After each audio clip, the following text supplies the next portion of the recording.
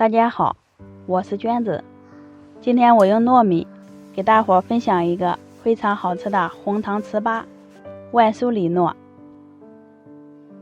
这里是500克的糯米，已经提前泡了1夜，用手轻轻就能捏碎，这样更容易把糯米蒸熟。接着往里面加入适量的清水，把糯米淘洗2遍，洗净表面的飞尘。直接把洗净的糯米倒在笼布上面，铺得平整一些，再扎一些孔，好方便透热气，糯米受热也会更均匀。盖上锅盖，水开以后计时，蒸上25至30分钟。时间到以后关火，直接把盖子打开，兜起来，把糯米倒在大盆里面，趁热用擀面杖把糯米捣碎。太黏的话可以沾一些清水，一定要捣成这样黏黏的状态，看不到明显的米粒儿就可以了。把糯米团倒在烤盘的吸油纸上面，在上面盖一张吸油纸，把糯米按压平整，薄厚也要均匀一些，像这样一个长方形的形状就可以了。放进冰箱里冷冻1个小时。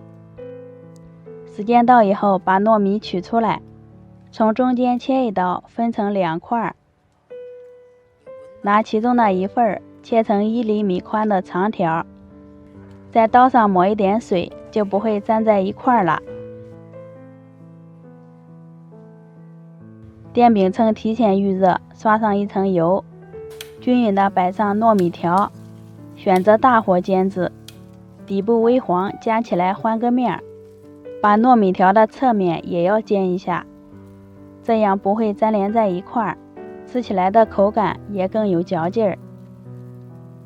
中间用铲子按一按，给糯米条整一下形状，一直煎到表面金黄就可以出锅啦。先装入盘中备用。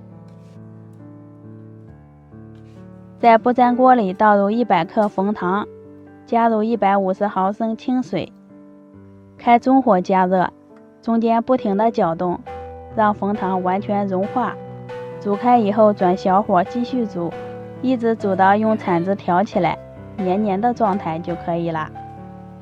关火之后，直接把糖液淋在糯米条的上面，最后撒上一些黄豆面，就可以开动啦。咱们的红糖糯米糍粑就做好啦，吃起来软糯香甜，表皮经过煎制，越嚼越香，一点也不粘牙。女性朋友可以多吃一些，非常滋补哦。做法也是特别简单，喜欢的朋友可以试一下。